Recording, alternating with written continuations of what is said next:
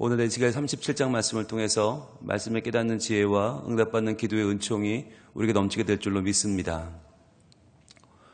여러분, 에스겔은요, 성경에서 가장 설교하지 않는 본문 중에 하나입니다. 설교자들에게 외면받은 본문이 에스겔인데 그 중에서 오직 설교하는 본문은 여기예요. 여기밖에 없어요. 그래서 에스겔 37장 이 마른 뼈 골짜기 환상은 에스겔에서 가장 유명한 본문이면서 성경 전체에서 가장 유명한 본문이기도 합니다. 아니, 마른 뼈가 살아난다니 얼마나 좋아요, 그죠? 그러니까 설교하기가 얼마나 좋겠어요. 하는 사람 좋고 듣는 사람 좋고. 그런데 문제는 뭐냐면 많이 하는데 이 본문이 진짜 무슨 뜻인지는 잘 서로 몰라요. 설교하는 사람도 모르고 듣는 사람도 몰라요. 그러니까 그냥 듣기 좋은 얘기로 끝나버리는 본문이 되어서 참 아쉬워요. 왜냐하면 여러분, 지금 우리가 하루 한 장 하고 있잖아요. 이 흐름이 중요해요. 에스겔 전체 책의 흐름 속에서 37장을 봐야 되는데 앞뒤 다 자르고 그냥 무조건 마른 뼈만 들고 나와서 마른 뼈가 살아나니까 대언하라고 말하라고 외치라고 자꾸 그러면 힘들어요. 왜냐하면 말씀은 살아있는 하나님의 인격이고 하나님의 음성이고 하나님의 생각의 흐름이 담겨 있는데 그걸 다 무시해버리고 그냥 뚝 잘라서 37장만 들이밀면 안 되거든요. 우리가 어떻게 이해해야 되냐면 32장까지 그 이전의 내용들을 떠올려 보세요. 우리가 초반에는 이스라엘의 범죄와 멸망, 하나님이 그것을 예고하고 심판하셨잖아요. 그리고 나서 망해버린 뒤에는 도리어 회복을 말씀하셨다고 그랬죠. 그래서 32장까지는 주변에 있는 7개 나라의 심판을 또 하나님 말씀하셨어요. 그러면서 이스라엘 너희만 망한 게 아니고 모두가 함께 망했으니까 너무 실망하지 말고 역사는 다시 재편되고 하나님의 손은 다시 너에게 임할 것이니까 이제 너에게 회복이 임할 것이다 라고 하는 그 분위기였죠. 그러면서 33장에서 하나님은 파수꾼의 역할을 말씀하셨어요. 성벽을 바라보며 적들을 오는 것을 지켜보는 파수꾼. 그 33장에 등장한 파수꾼의 역할을 말씀하시면서 하나님 무슨 말씀하셨냐면 왜 파수꾼이 필요한가? 나는 악인이 죽는 것을 기뻐하지 않기 때문에. 그러니까 악인도 살리기 위한 하나님의 마음을 이야기하시면서 34장에서는 한 목자를 말씀하셨어요. 자기만 먹이는 이스라엘 목자들에 반대되는 한 목자, 다윗의 후손인 그 목자는 너희를 아름답게 통치할 것이다. 그 목자가 누구냐면 35장에 나오는 세일산, 에돔을 심판하시고 36장에서는 이스라엘 산, 그 백성을 회복시키시는데 왜 산이에요? 목자니까. 목자가 산을 타고 다니면서 산 위에서 회복을 시키는데 그 회복은 36장에 나온 새 영을 주고 새 마음을 주어서 굳은 마음을 제하고 부드러운 마음을 주겠다는 게 그게 그 새 목자의 역할이었거든요. 그럼 그 새 목자가 새 영을 주고 부드러운 마음을 주는 결과가 뭐냐? 오늘 37장이에요. 마른 뼈 환상이에요. 그래서 이 33장부터 37장까지 연결되는 전체의 이야기가 뭐냐면 우리에게 오시는 다윗의 후손인 예수 그리스도, 새 목자, 우리를 살리기 원하시는 새 목자 예수님의 사역 전체를 보여주는 내용이 33장부터 37장이다. 그것을 이해해야만 우리가 37장을 바르게 알 수 있다는 거죠. 그 흐름 속에서 한번 같이 보도록 하겠습니다. 1절입니다. 여호와께서 권능으로 내게 임재하시고 그의 영으로 나를 데리고 가서 골짜기 가운데 두셨는데 거기 뼈가 가득하더라. 여기서 권능으로라고 한 말이 야드, 손입니다. 손. 하나님이 그의 손으로 나를 데리고 가신 거죠. 여러분, 그 손, 하나님께서 나를 강권적으로 역사하시는 손을 야드를 번역할 때 권능이라고 번역을 합니다. 즉 하나님의 손은 권능을 상징한다. 하나님의 임재. 우리가 하나님께서 나를 움직이신다고 할 때 무엇으로 움직입니까? 하나님은 내 마음을 움직이시죠. 그런데 그 마음을 움직이시는 것이 마치 하나님의 강권적인 손처럼 내게 온다는 거예요. 여러분, 이것이 언제 임합니까? 순종할 때 임합니다. 예, 여러분, 이스라엘 백성들은 참 희한한 게 하나님 말씀에 반대로만 가요. 그러잖아요. 멸망하기 전까지는 하나님이 멸망한다 그랬죠. 그랬더니 이스라엘 백성도 뭐라고 그랬어요? 아니요 그랬어요. 안 멸망하는데요? 우리 안 망하는데요? 괜찮은데요? 그랬어요. 그런데 망했죠. 망하고 난 다음에는 하나님 뭐라고 하셨어요? 회복될 거야, 다시 살릴 거야 그러셨어요. 뭐라고 그랬어요? 이스라엘 백성들은 안 돼요. 우리는 회복 안 될 거예요. 우리는 못 살아요. 하나님 이렇게 망할 거예요. 참 희한한 사람들이죠. 하나님의 권능이 임할 때 이 권능을 순종하면요, 이 손이 우리를 살려요. 이끌어내요. 그런데 이스라엘 백성들은 꼭 반대로 가요. 우리는 어떤가요? 우리는 멸망한다 그러면 에이 설마 그러죠. 그리고 멸망한 다음에 살리겠다 그러시면 에이 설마 그래요. 여러분, 설마가 사람을 잡아요. 믿으면 돼요. 순종하면 돼요. 하나님의 손이 나를 이끌어 가시면 이끌어 가시는 대로 따라가면 되는 거예요. 지금 에스겔 선지자 어떻게 이 놀라운 환상을 봤어요? 따라갔더니, 순종했더니 하나님의 권능이 나를 데리고 가시면 따라가면 되는 거예요. 순종하면 기적을 본다는 것이죠. 자, 그런데 데리고 어딜 가시냐면 골짜기 가운데 두셨는데 거기 뼈가 가득했다 그랬어요. 뼈는 뭐죠? 뼈, 죽은 거죠. 예. 뼈는 죽은 것인데 이스라엘의 지금 현재의 모습이죠. 반대로만 가는 모습, 하나님을 거역하는 모습인데, 여러분, 이 골짜기 혹시 이름을 아세요? 이 골짜기 어떤 골짜기입니까? 예. 많은 분들이 이 골짜기를 에스골 골짜기라고 해요. 그런데 여러분, 어디 가서 절대 그러지 마세요. 무식해요. 무식한 거예요. 사람들이, 여러분, 에스겔 전체에 에스골 골짜기는 나오지도 않아요. 에스골 골짜기는 어디예요? 광야에서 12 정탐꾼 보냈을 때 그 12 정탐꾼이 헤브론에 가서 포도 따오잖아요. 그 포도 따온 골짜기가 에스골 골짜기예요. 이름이 에스골이 포도란 뜻이에요. 포도 골짜기예요. 그래서 민수기 13장에 보시면 12 정탐꾼이 포도 들고 와서 이야, 헤브론은 끝내주는 곳이고 가나안 땅은 젖과 꿀이 흐르는 땅이야 말했을 때 그 골짜기가 에스골 골짜기인데, 사람들이 갑자기 에스겔 37장의 이 골짜기를 에스골 골짜기라고 하는 사람이 너무 많아요. 저 깜짝 놀랐어요. 왜 그렇게 말할까요? 이름이 비슷하니까. 에스겔, 에스골 비슷하니까 야, 여기가 에스골 골짜기인가 보다. 아우, 좀 무식해도 그렇게 무식할 수가 있어요? 여러분, 원어로 보면 완전히 다른 말이에요. 에스겔, 에스골은 절대로 어디 가서 에스골 골짜기 환상 이런 말씀을 하지도 마세요. 네, 그래서 저는 인터넷이 정말 무섭다. 인터넷이 사람들을 다 망치고 있어요.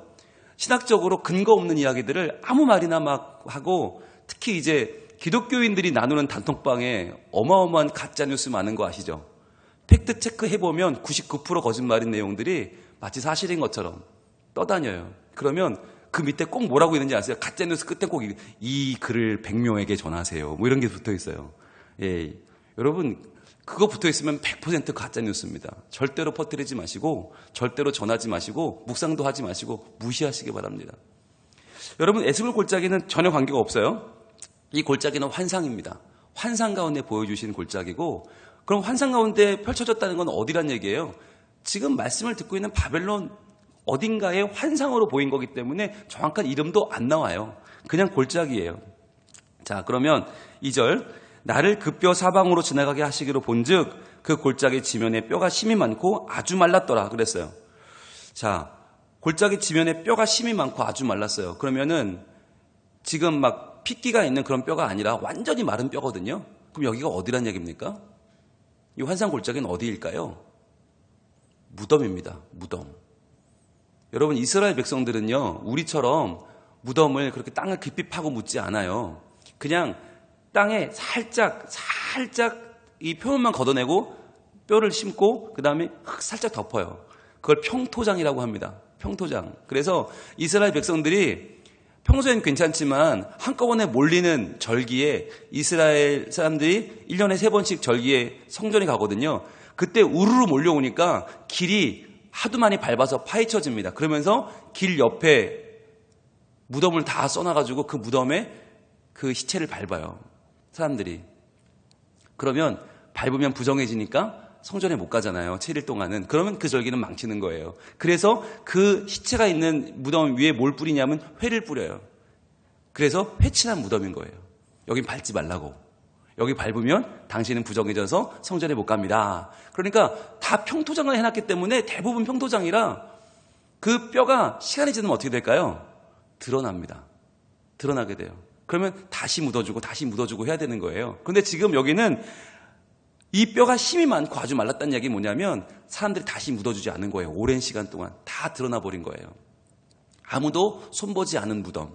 이 무덤을 지금 말하고 있는 것입니다. 이 무덤을 영적으로 해석하면 어떨까요? 바벨론이죠. 지금 이스라엘 백성들이 나라를 잃고 하나님의 긍휼을 받지 못하고 가서 있는 곳, 바로 바벨론을 말하는 거죠. 자, 그런데 이 바벨론은 우리에게는 뭐가 더 중요하냐? 지역이 아니라 무덤이라는 사실이 더 중요합니다. 무덤. 뼈가 사방에 깔려있는 무덤. 자, 그런데 3절이에요.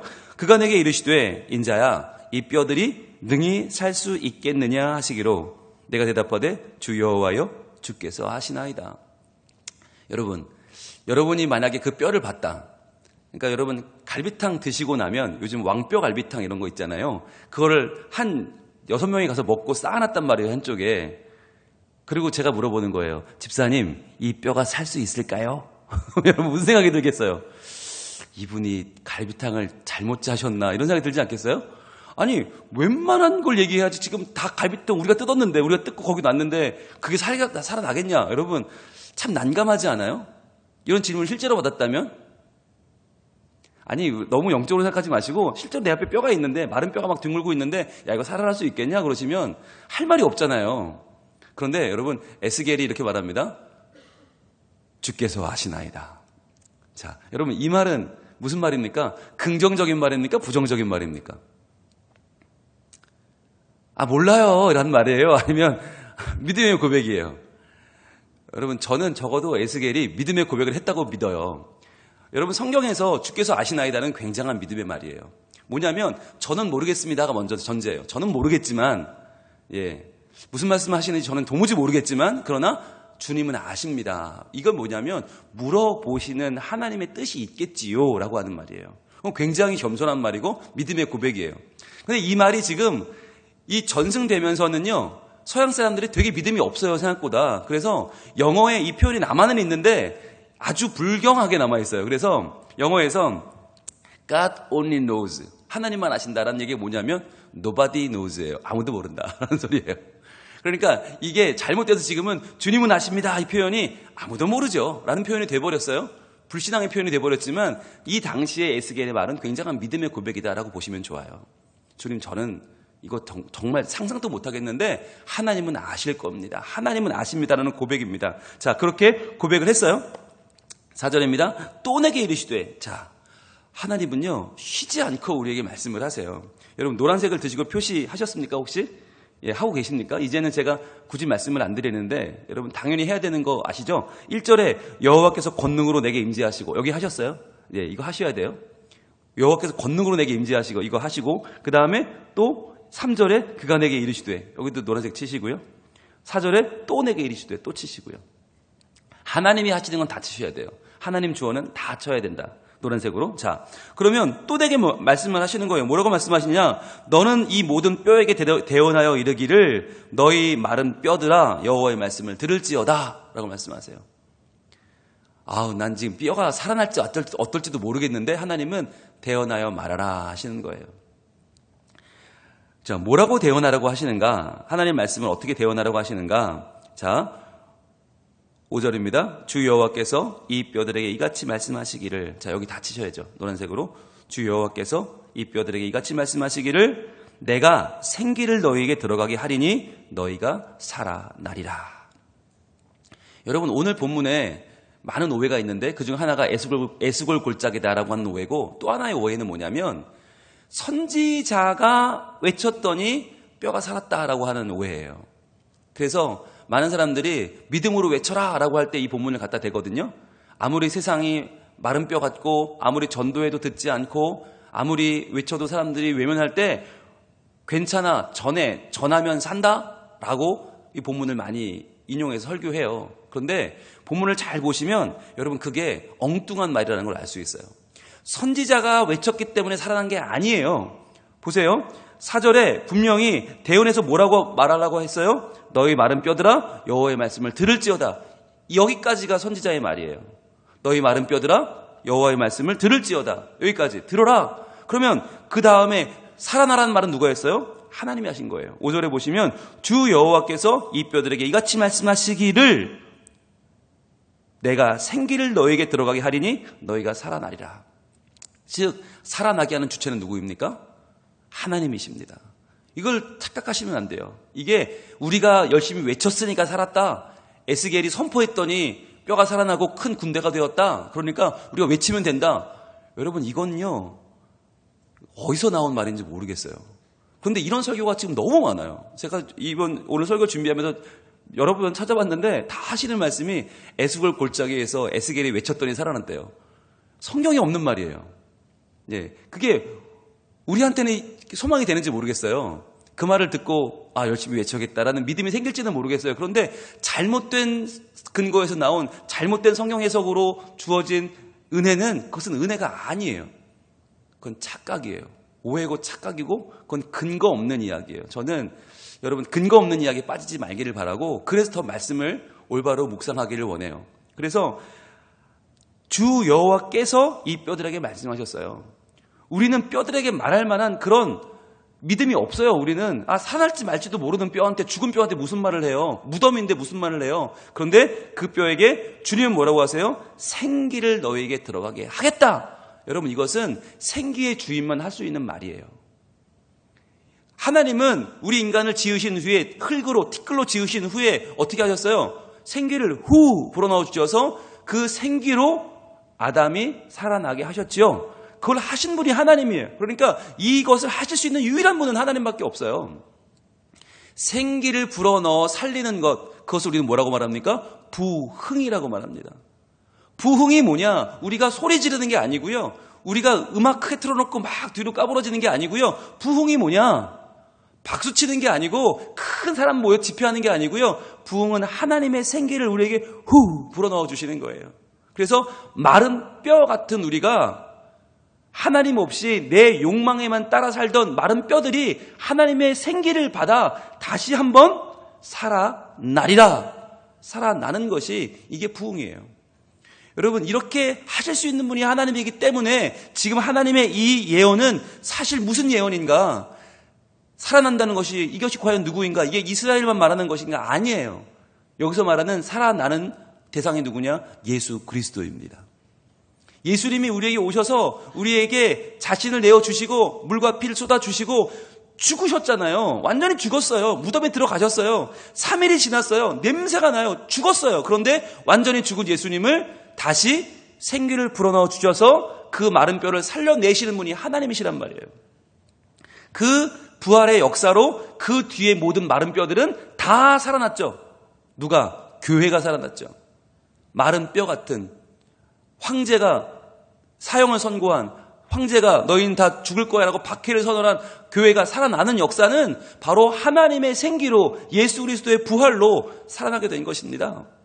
그리고 또 누가? 바로 우리가, 하나님의 사람들인 우리가 이 땅에서 하나님의 생기 없이 이 땅의 욕심과 욕망으로 같이 뒹굴며 죽어가던 우리가 마른 뼈같이 하나님 오실 때는 죽은 여자와 진배 없는 우리가 살아나게 된 것은 바로 하나님의 부흥이죠. 하나님의 생기가 우리에게 임한 것이죠. 여러분, 이것을 우리는 뭐라고 불러요? 기적이라고 부릅니다. 하나님 나라에서는 부흥이고요. 인간이 볼 때는 기적입니다. 마른 뼈는 살아날 수가 없지요. 하나님만, 오직 하나님만 이것을 가능하게 하십니다. 그래서 6절입니다. 어떻게 하나님께서 살리시는가? 너희 위에 힘줄을 두고 살을 입히고 가죽으로 덮고 너희 속에 생기를 넣으리니 너희가 살아나리라. 또 내가 여호와인 줄 너희가 알리라 하셨다 하라. 이게 하나님의 말씀이에요. 이 말씀이 임했더니 어떻게 됐어요? 힘줄이 생겼어요. 뼈 위에 힘줄이 생기고 살이 입혀지고 가죽이 덮이고. 여러분, 이게 뭡니까? 실제적인 부활입니다. 실제적인 부활. 하나님은 그냥 적당히 살았다고 치자, 살았다고 해, 그게 아니라 실제로 뼈 위에 힘줄 위에 살을, 살 위에 가죽을 덮으세요. 왜? 이 모든 것이 어떻게 가능해요? 사람을 태초에 창조하신 하나님이 하시는 일이니까 가능해요. 이게 인간은 불가능해요. 하나님이 이걸 가능하게 하세요. 한 다음에 어떻게 해요? 그 속에 뭐를 넣어요? 생기를 넣으시죠. 이 생기, 루아 흐는 바로 성령을 의미합니다. 우리가 아무리 많이 먹고 아무리 살이 쪄도 그것은 살아난 게 아닙니다. 아무리 우리가 많이 배우고 지식으로 머리를 채워도 그것은 살아난 게 아닙니다. 누가 임해야 됩니까? 성령님께서 임하셔야 합니다. 하나님의 생기 성령님께서 임하시면 살아나리라. 저는 5절에도 끝이 살아나리라, 6절에도 끝이 살아나리라. 누가? 너희가 살아나리라. 너희가 살아나리라. 너희는 누구예요? 마른 뼈예요. 여러분, 이게 복음이에요. 복음은 마른 뼈인 내가 살아난다는 거예요. 여러분, 그 부흥 중의 부흥은 무엇입니까? 바로 오늘 마지막 6절 마지막에 있는 또 내가 여호와인 줄 너희가 알리라 하셨다 하라. 이거예요. 이게 부흥 중의 부흥이에요. 여러분, 우리는 살아나는 걸로 만족하거든요. 생기가 들어오고 뭐 가죽 덮이고 힘줄 덮이면 끝났다. 아니요. 진짜 사람이 되는 건 뭐냐? 하나님이 되심, 하나님을 아는 것이 진짜 부흥입니다. 여러분, 부흥은요, 사람이 영광을 받는 순간 사라져버립니다. 부흥은 무엇입니까? 하나님이 영광을 받으시는 거예요. 그래서 여러분, 이 에스겔 골짜기 환상, 막 마른 뼈의 힘줄의 살이, 살의 가죽의 생기가 여기서 멈추면 안 되고, 핵심은 뭐냐? 전체의 핵심은 이것을 하시는 분이 누구냐? 하나님이시다. 하나님이 나를 살리신다. 하나님이 예수 그리스도를 부활로 살려내셨고, 예수님이 살아나셔서 교회가 부활했고, 내가 부활했고, 앞으로 우리의 가정과 가문과 일터와 교회는 예수 그리스도의 부활 안에서 함께 부활한다. 이것을 믿는 것이 부흥입니다. 여러분, 오늘의 본문은 우리에게 진짜 부흥을 말씀하고 있습니다. 사람이 하는 거 아니고요. 적당히 외쳐대는 거 아니고요. 하나님 말씀이 임해야만 합니다. 그 말씀을 우리가 오늘 받았습니다. 그 말씀이 생기이고 그 말씀이 능력입니다. 그래서 오직 우리를 살리실 하나님 말씀 의지하고, 오늘도 하나님, 주님 안에 내가 살고 이제는 내가 주의 말씀 들고 살리는 사람이 되게 해 주시옵소서. 기도할 수 있기를 바랍니다.